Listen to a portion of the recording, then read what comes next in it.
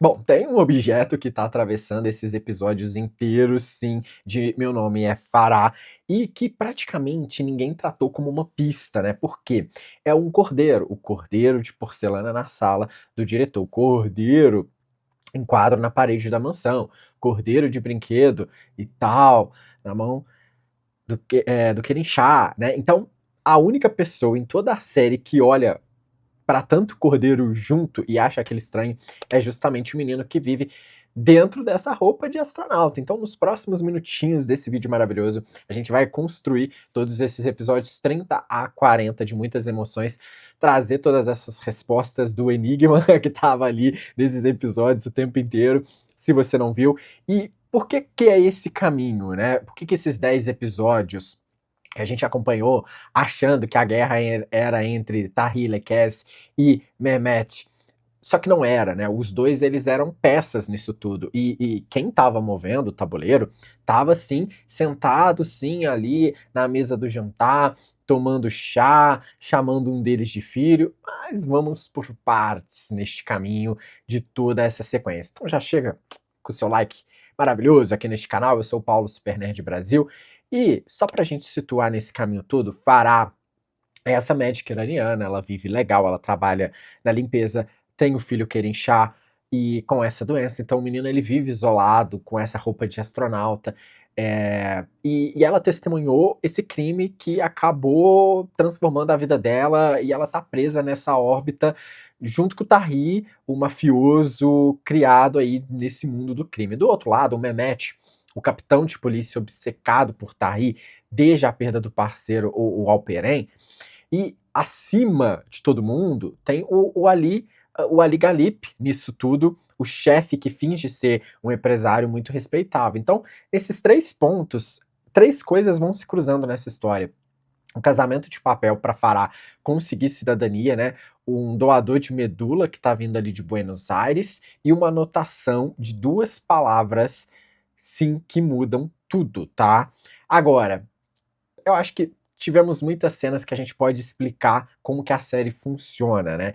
E eu acho que o Tahir, sentado, calmo, contando pra Farah como era o reformatório foi muito intenso, né? Porque ele entrou criança e aí ele disse que nos primeiros meses não conseguia levantar a cabeça, passava os dias decorando as pedras do chão e o primeiro momento difícil veio exatamente no dia em que ele se olhou no espelho do banheiro e ele tinha 10 anos e aí os outros meninos ali tinham 18 e o momento mais difícil vem também dessa cena que transformou o personagem, né? E por que ele revidou e tal, de todo esse caminho. E aí os agressores ali tinham uma música que zombava dele, ele não obedece, só se enfurece, ele é o órfão Lekese. Então, tudo isso foi marcando a vida dele de muitas formas. E se a gente for reparar no que ele diz depois, é a frase mais importante dessa construção emocionante, porque o corpo se acostuma, mas a alma continua sofrendo. Então ele aguentava sofrer aquilo tudo, só que ele não aguentava a música, né? Ou seja, uma escrita de alto nível para narrar a construção dessa dor ali. Porque no episódio seguinte, quando a Sadullah e o líder reaparece e canta aquela cantiga lá, aquela música no corredor do hospital, a gente não precisa do flashback, a gente já sabe exatamente o que vai quebrar dentro daquele homem, e acaba quebrando, né? Não tem como não fugir disso. Agora, os episódios, eles abrem na inauguração do restaurante. A Farah tá esfregando o chão do lugar que tá reconstruiu, uma imagem que a série repete mesmo de propósito, e a Semin, obcecada por ele, ligando ali pra Bekir e mandando guardar bem o presente. Só que o presente é, assim, um homem, claro, que tá armado nisso tudo. Antes disso, já tinha estourado a bomba que Gonu anuncia ali o casamento com Kaan. E quando a Farah tenta impedir, ela chantageia com o segredo do crime do Alperen. Agora você me deve. Só que a Yasemin faz algo inesperado. Ela senta assim com o Kaan e avisa que Gonu só quer vingança contra os pais. E Kaan responde com a fala que redefine, sim, o personagem. Eu amo a Gonu, é um sentimento real. Então o playboy mesmo virou ali todo esse caminho e agora ele tá completamente apaixonado por um sentimento que ele nunca sentiu antes. Então, o homem armado faz tudo aquilo no salão, Tahir acaba ali dominando, esvazia o lugar, né, tortura o sujeito para querer saber quem é, depois admite para Farah, não sei o que teria acontecido se você não tivesse lá. E aí, em paralelo a tudo isso, Bad invade a casa de Mehmet e faz ali o diagnóstico mais potente da série. Tem gente que precisa de inimigo para ter vontade de viver. E Mehmet joga sujo e entrega a Farah o arquivo do reformatório do Tahir também.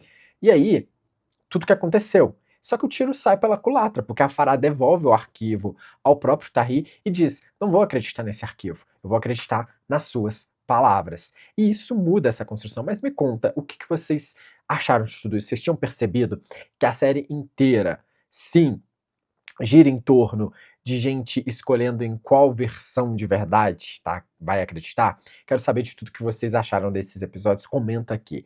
Só que aí vem um hospital. Gonu e Khan anunciam que já se casaram. Sado é levado pela polícia ao mesmo prédio, encontra Tahir, canta a música ali, sim, e no tumulto Kerenchá é derrubado e exposto. E a Farah grita: você tirou a minha razão de viver.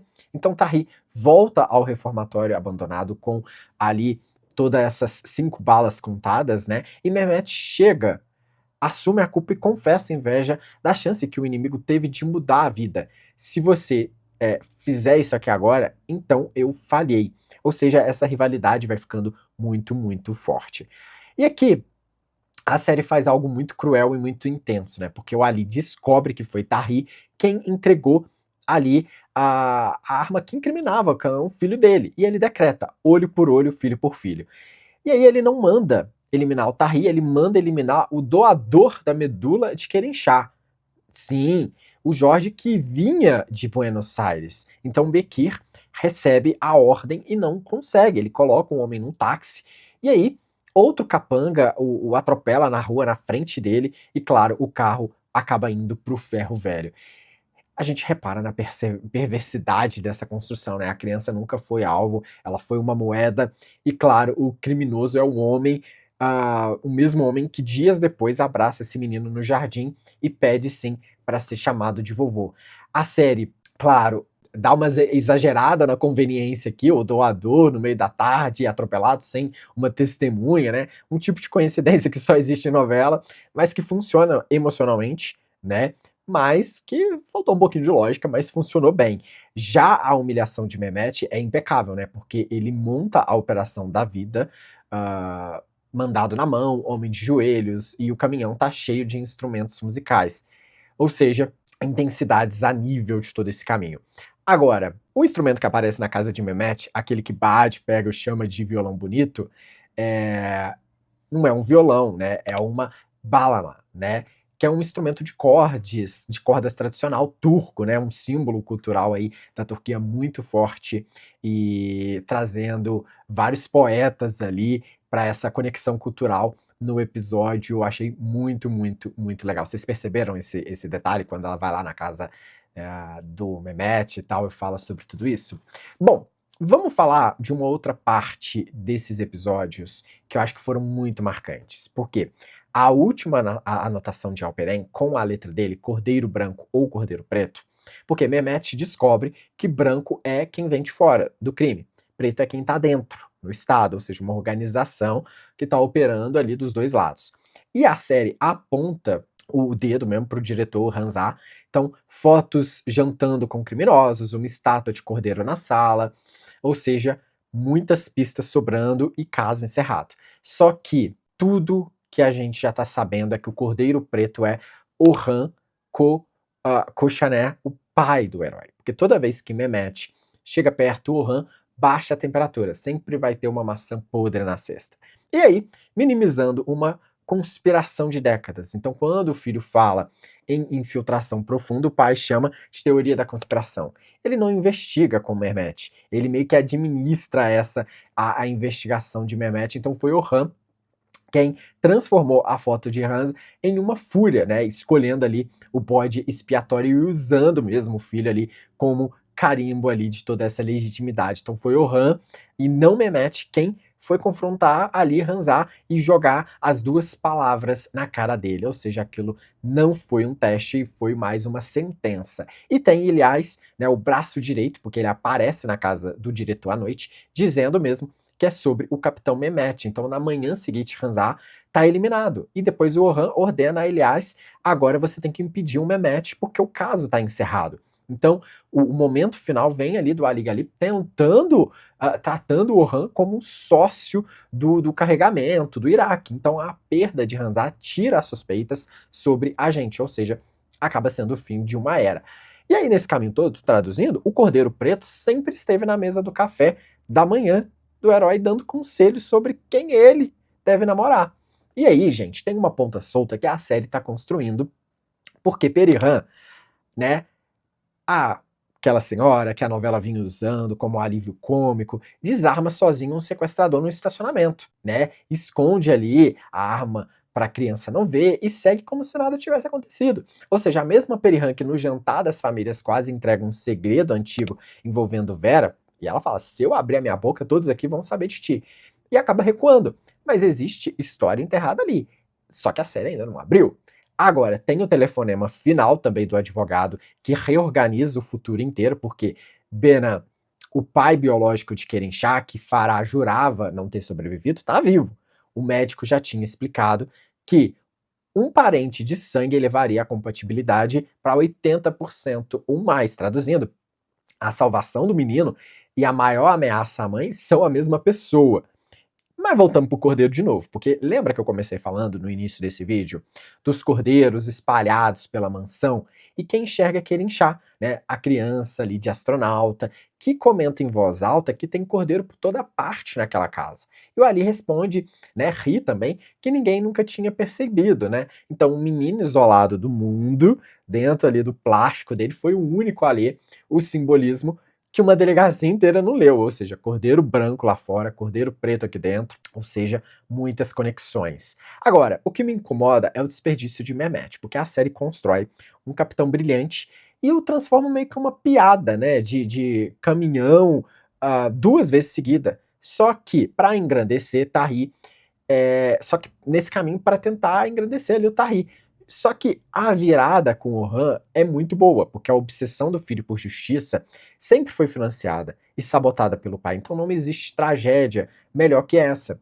E aí, gente, fica a imagem, né? Um homem contando pedras no chão de um reformatório e décadas depois um garoto contando cordeiros numa mansão. Ou seja, os dois vendo o que os adultos não estão conseguindo ver.